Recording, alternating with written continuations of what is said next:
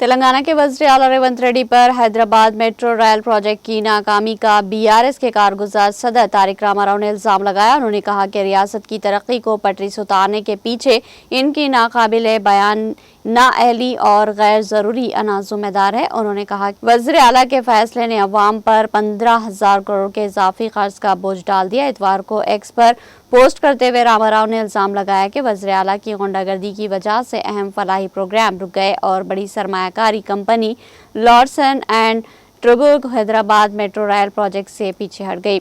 उन्होंने तंज़ीह अंदाज में कहा कि वाह रेवंत, वाह आपने फिर कमाल कर दिया। आपने एक बार फिर तेलंगाना की तरक्की को पटरी से उतार दिया, सिर्फ अपनी नाअहली की वजह से नहीं बल्कि अपनी गैर ज़रूरी अना की वजह से भी।